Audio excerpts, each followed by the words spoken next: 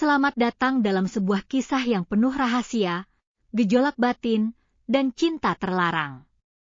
Di balik kehangatan sebuah keluarga, tersembunyi perasaan yang tak seharusnya ada. Seorang ayah mertua yang dihantui kesepian. Seorang menantu yang tanpa sadar menjadi pusat perhatiannya. Dan batas tipis antara kasih sayang serta godaan yang mengancam kehormatan. Mampukah mereka menjaga kewarasan atau justru terjerumus dalam perasaan yang tak bisa dihindari? Bersiaplah, karena cerita ini akan membawa Anda ke dalam pusaran konflik yang mendebarkan.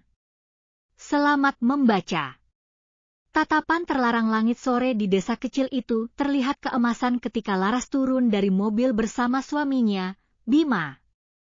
Angin berhembus lembut membawa aroma khas sawah yang baru dipanen. Laras mengedarkan pandangannya ke rumah tua bergaya Jawa di depannya. Rumah itu luas dengan pilar-pilar kayu jati yang kokoh. Pertanda bahwa pemiliknya bukan orang sembarangan. "Ini rumah ayah?" tanya Laras sambil menggenggam tangan Bima. Bima tersenyum, menggenggam tangan istrinya lebih erat. "Iya, sayang. Ayah pasti senang melihat kita akhirnya bisa pulang setelah sekian lama." Laras mengangguk, berusaha menenangkan detak jantungnya yang berdegup cepat. Ia tahu bahwa sebagai menantu, ia harus bisa membawa diri.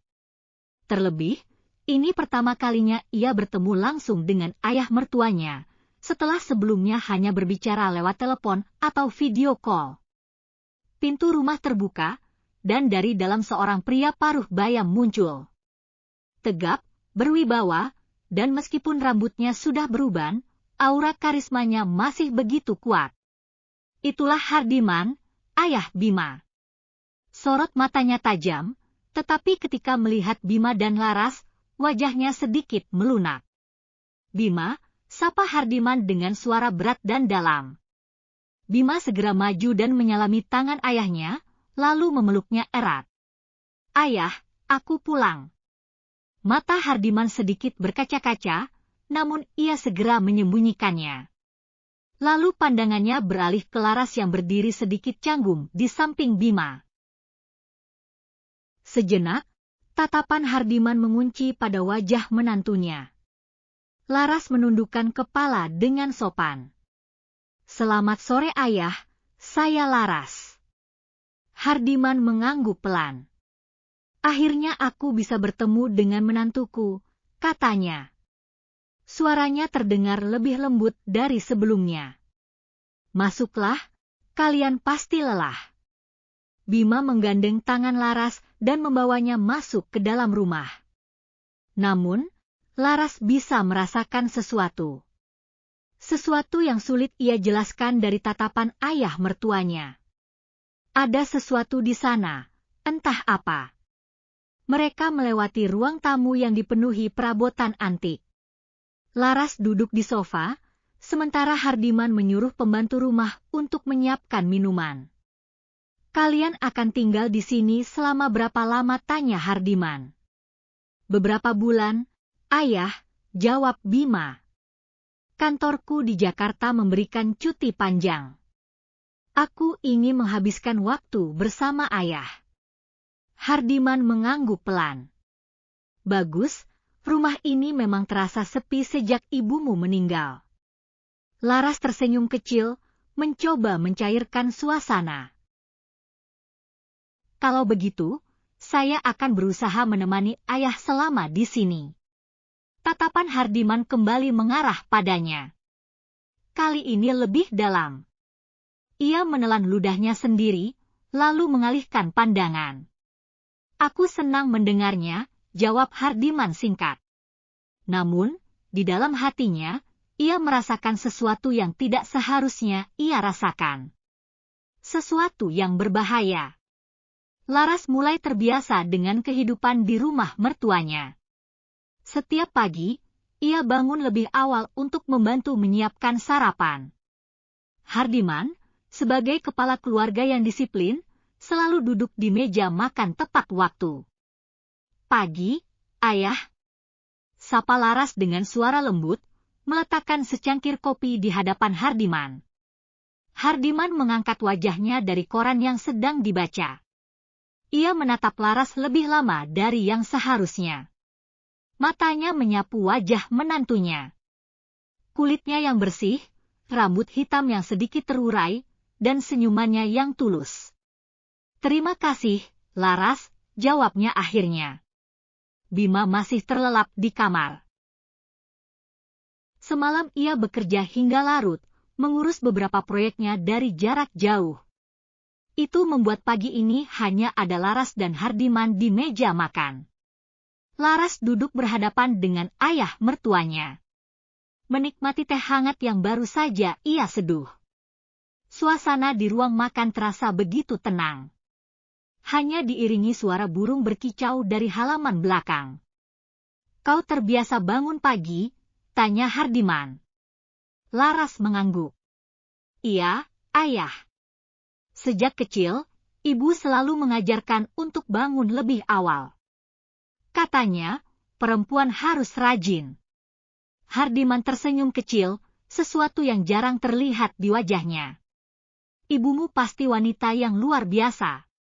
Laras tersenyum malu. "Saya hanya berusaha menjadi istri yang baik untuk Bima." Hardiman menyesap kopinya perlahan. Namun, pikirannya tidak sepenuhnya ada di sana. Ia menyadari sesuatu.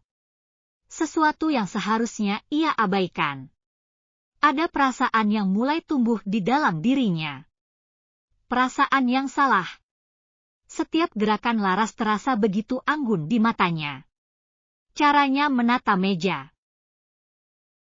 Cara dia tersenyum.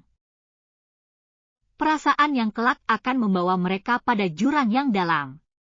Malam itu, Laras terbangun dengan perasaan aneh. Jantungnya berdegup lebih cepat dari biasanya, keringat dingin mengalir di pelipisnya.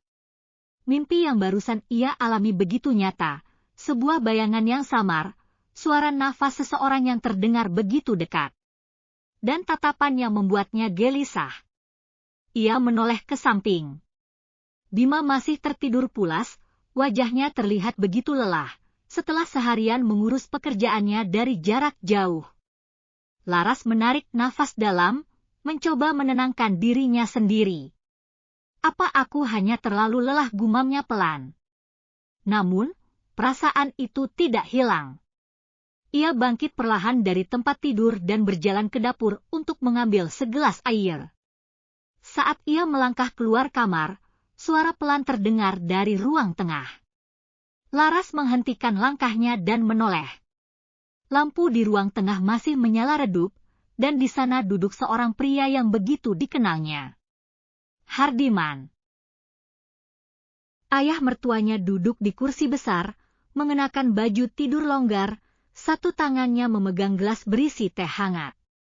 Namun, yang membuat Laras merinding bukanlah kehadiran Hardiman, melainkan cara pria itu menatapnya. "Laras, belum tidur." Suara Hardiman terdengar dalam, nyaris seperti bisikan. Laras tersenyum tipis, mencoba menghilangkan kegelisahannya. "Saya haus, ayah. Mau ambil air sebentar?" Hardiman mengangguk pelan. "Duduklah sebentar, temani ayah." Laras ragu sejenak, tidak ingin bersikap tidak sopan. Perlahan, ia melangkah dan duduk di sofa di seberang Hardiman. Suasana malam begitu sunyi. Suara jangkrik terdengar dari halaman belakang. Angin berdesir perlahan, membuat gorden jendela bergoyang pelan. "Sudah lama sekali rumah ini terasa kosong," ucap Hardiman tiba-tiba.